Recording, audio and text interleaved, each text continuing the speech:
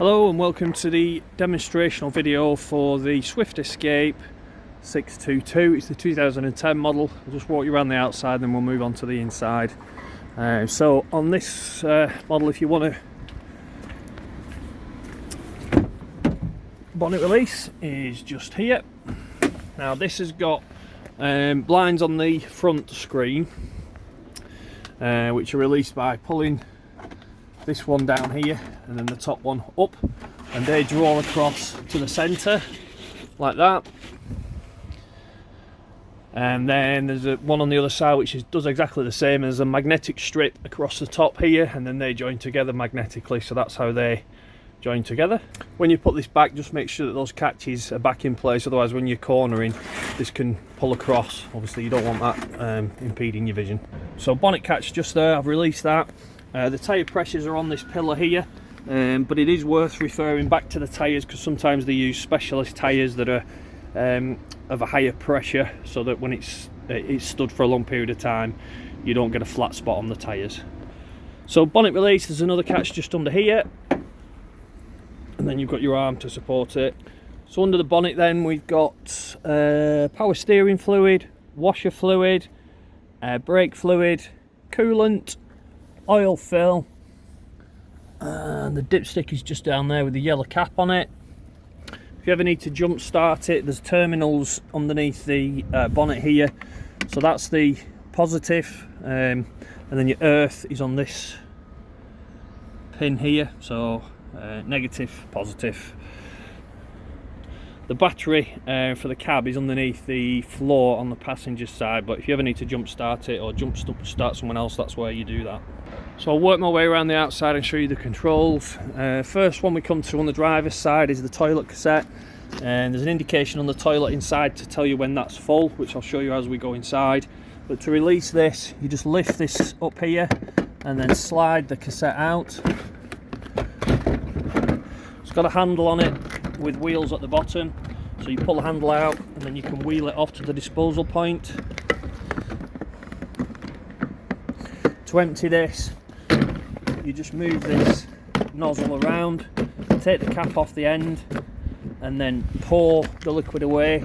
Turn it over as you're doing so all the liquid comes out the spout. Press the button in here as you're pouring the liquid away. That lets air in as the liquid is going out to stop it glugging. Once that's emptied, then you need to put the chemical into this. You do that by sliding this back, and then this valve here opens and closes that blade, and that corresponds to a control on the inside of the toilet, but I'll show you that when we come to it.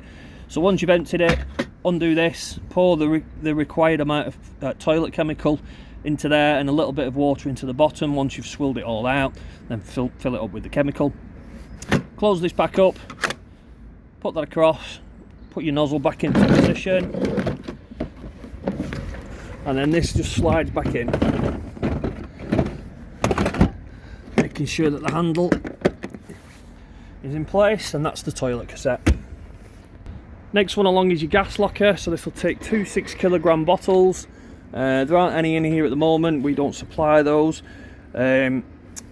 What happens here is this is an inline regulator, so that regulates the pressure coming off the gas bottles, and then you'll need a flexible hose that comes off this and goes onto the screws onto the bottles, and then you switch the gas on by a tap that's on top of the bottles.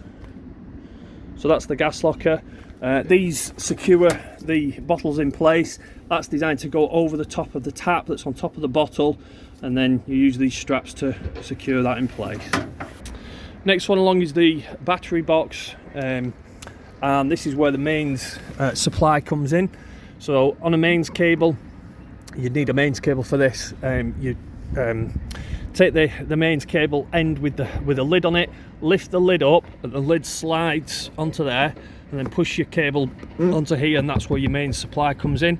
There's a little notch out here so that you can put the cable into that and close this door, so that your cable is secure, and that's your battery next to it. The next thing along is the chimney for the boiler. This has a weather cover on it, which is on now.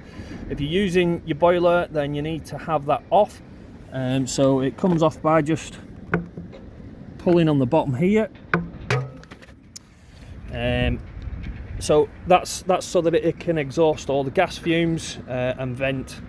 So whenever the boiler, the hot water boiler, is in use, it must look like that. And then the weather cover goes back on by sliding it on there, and then just to press onto the bottom. So working around the motorhome then, this is where your fresh water would be filled. You just need your key for that, and then all you're doing is putting a hose into this and filling it until the water pours out of it. Can't overfill it, it'll just pour out that way. So that's where the water tank is housed, across the back end of the motorhome, but we'll come to that in a second. It is important that you drain that down, particularly in winter. If water's left in there and it freezes, it'll expand, it'll damage the tank and the pipework. Underneath that, just under here, is the tap for the wastewater. So there's an indication on the control panel inside the motorhome to tell you how much water you've got in your fresh tank and your waste tank. So when you need to empty your waste, it's just a simple turn of that tap and that releases the wastewater.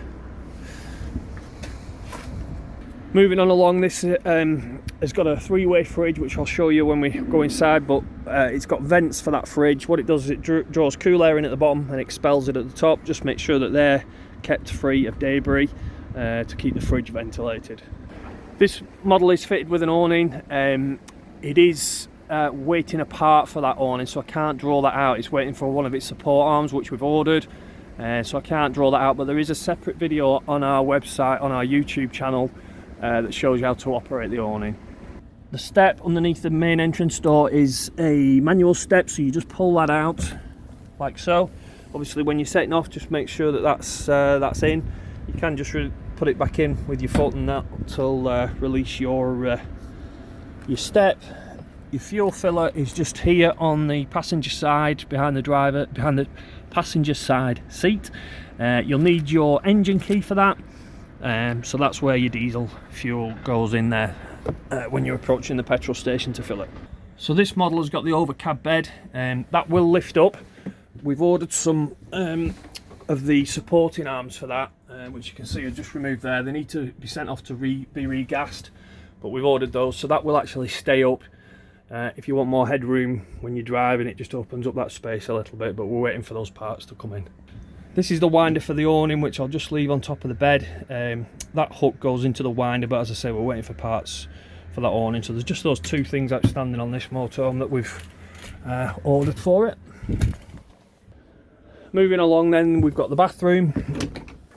So the toilet here directly connects to that tank that I showed you outside, that cassette that just showed you how to empty. So to use the toilet, open up your lid. Go.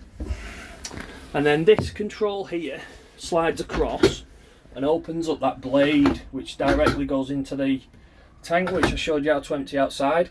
So keep that closed when you're driving. Obviously it stops all the liquid sloshing around in the bottom of the tank. So when you're ready to use the toilet, open that up, use the toilet, and then the flush is just here where you press that button there. You'll need the pump switched on for that to work. So then you flush the toilet, close it back up, and then it's ready to use again. There's an indication here to tell you when the toilet cassette is full. That will illuminate to say that the toilet cassette needs emptying, but you can actually see the fill level. You can see through down into there. You'll see the blue liquid down in the bottom there, and so you'll know that when that needs emptying. So you've got your shower. This has a separate shower head and single lever mixer tap. So your shower control is there. The head, you want to be travelling with that down in the bottom, because if that falls off, it can drop and then crack the shower tray, which you don't want. But then that shower head just goes into that. So you've got your flexible hose and it just clips into that receiver there. So on the other side of the motorhome here, we've got the control panel. This is going to tell you about your levels. You can switch on the 12 volt, etc. So we just start left to right. So that switches your power on and off. you've got your water pump, so that needs switching on, otherwise you won't get any water out of the taps. When you first fill it up with water and you come to use it for the first time, you need to switch the pump on, and then you need to open up the taps. So open up the tap on the cold side, switch it on, let water come out of here. You'll need to wait until you get a pure flow of water coming out of the tap, because what it'll do is it'll push all the air out of the pipes, through the boiler, through all the pipes, and then out through the tap, so you'll get this gurgling and splashing away. You just need to wait until that's a pure flow of water on the hot side, and then turn it over to the cold side and do exactly the same, and then you've prepped the pipes and purged all the air out of the pipe work. So that's the water side of things. You can select your vehicle battery. I wouldn't recommend that you do that, because if you flatten that battery, you won't be able to start the engine. So it's just in emergencies. Keep the power on your leisure battery, which we've selected here, and that's telling you what level the leisure battery is at. Equally, if you do the same on this side, it's telling you about your engine battery. So leave it on leisure. Your water levels are here, so if you press this button which says view levels, we've got no fresh water in at the moment, and we've no wastewater in as well. It'll only give you 0, half and full on the wastewater side of things.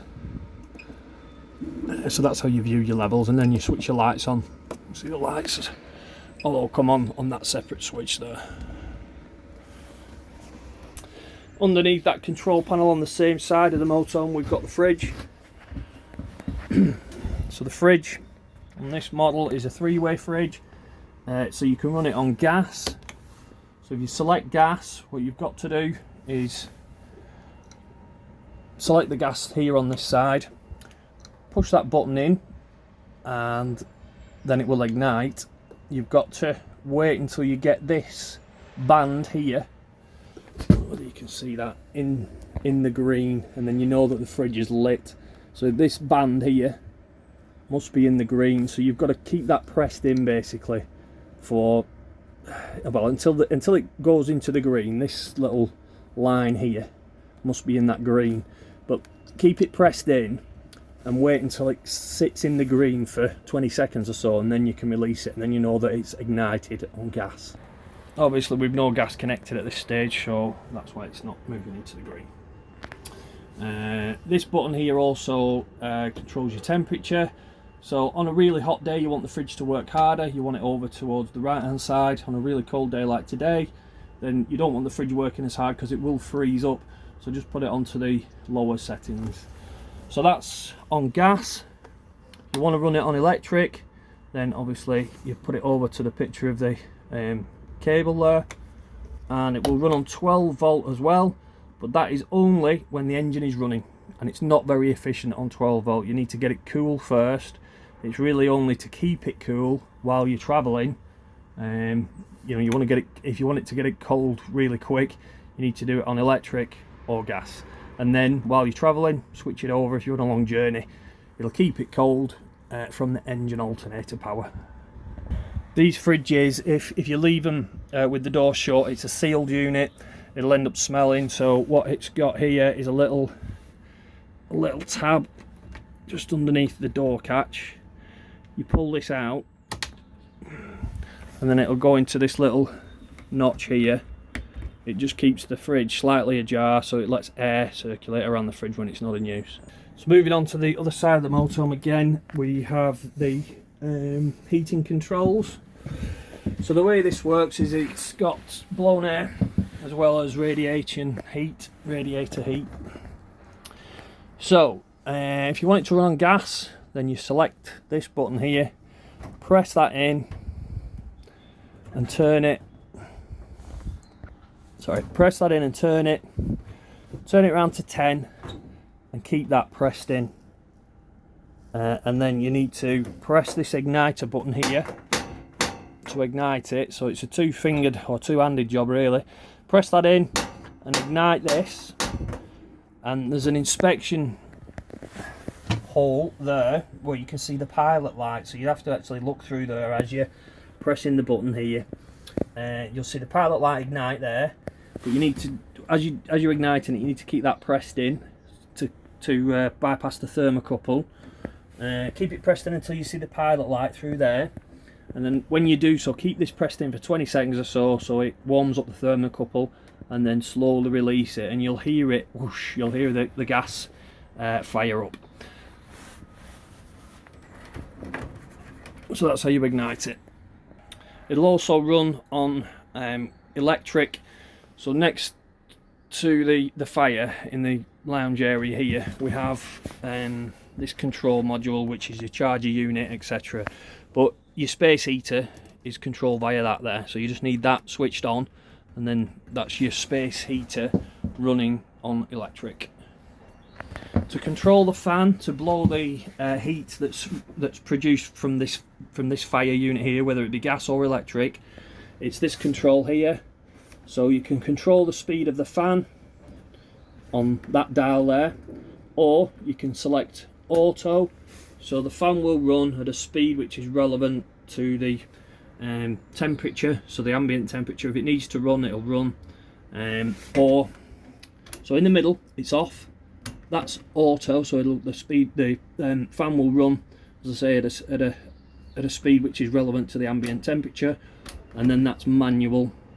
You probably hear that fan running just about, and then you can control the speed there manually. So your 3 settings: off, auto, or manual. So if it's really cold, stick it on 5, put it on there, and put this temperature on gas onto the hottest, and then it'll warm up fast. So if you're running that heater on electric, then there's a control for that just down here. So the one that says ultra heat, it's that one there.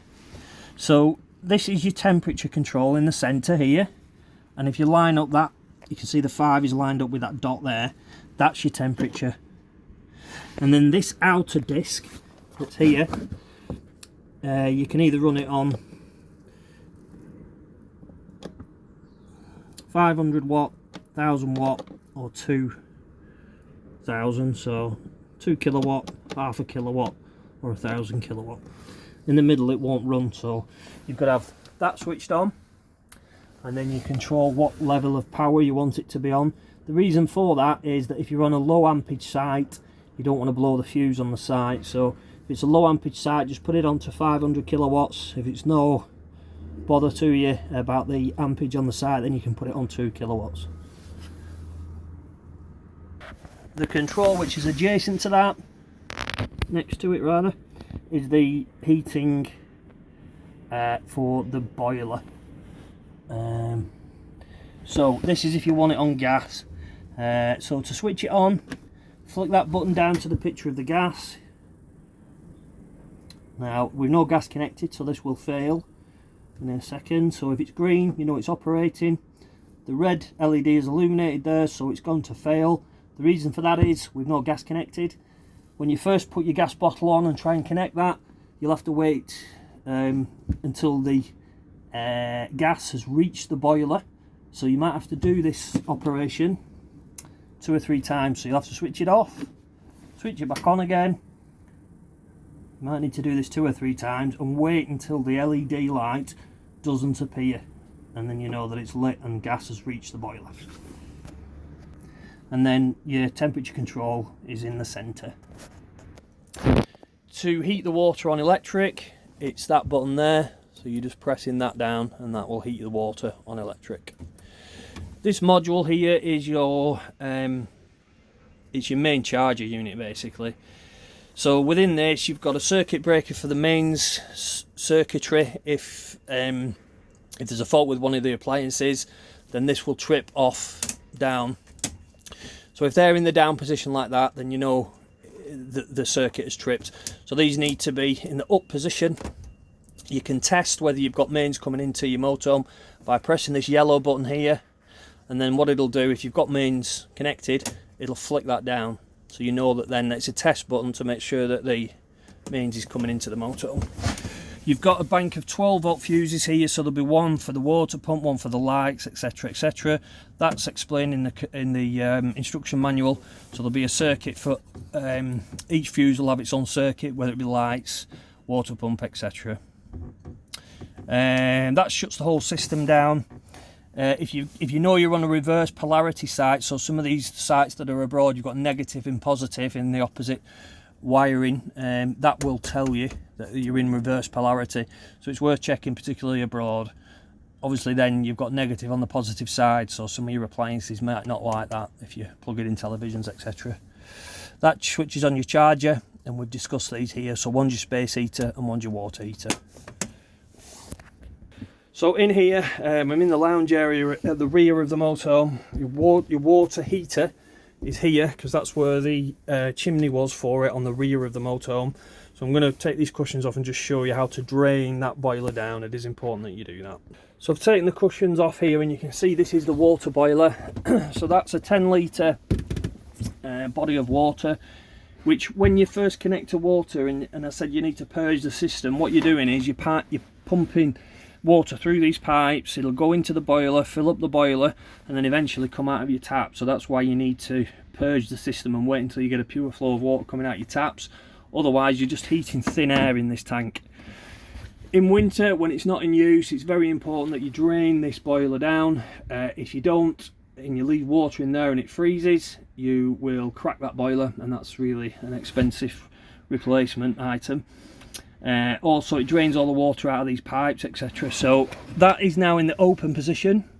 To use the boiler and retain the water, that is the position that it needs to be in. So that's the usable position, and that's the drain down position. When you do that, you need to open up the taps in the bathroom and in the kitchen, so it lets air into those pipes and the taps, and water will pour out through onto the floor through that valve that you've opened, and that's winterizing the boiler. Also, you need to drain down the fresh water tank, which I'll show you now. Okay, so on the opposite side of the motorhome to the boiler is your water tank here. So that tube there is where you fill it. You know, that I showed you to fill it with a hose pipe. What happens here is you take this cap off here, so that cap would normally be on there. Take that off, and you can see this rubber bung on a chain here goes into that hole, which you can probably see at the bottom there. So that bung, shove that into that hole, and that retains the water. So for winterization purposes, that bung must be out. You're probably better just leaving the cap off so that the tank can breathe. So that gets rid of all the water out of the fresh water tank. Again, you need to open up your taps, the sink taps and the shower taps, to let air into those as water's pouring out of the bottom here. And then that lets all the water out of these pipes that you can see. Probably better letting the pump just run for a couple of minutes just to pump all the excess out of those pipes, because if water's left in those, you can see they're only thin plastic. If it freezes in those pipes, it'll crack, and then you've got to replace the whole pipework system. So just to be clear, these cushions that I removed from here, your water boiler is there, so that's the drain for that, and the water tank is just across here. So if there was some confusion, that's I had all the cushions off, so that's how it looks when the cushions are back on. So that concludes the demonstrational video for this lovely Swift Escape 622 2010 vintage. As I said, we're just waiting for that supporting arm for the awning and the gas struts for the bed at the top. As soon as those are in, we'll notify the customer, and we can fit those for them. If you've got any questions, I'll be happy to answer those prior to collection, or if not, I look forward to seeing you on the day you collect your new motorhome.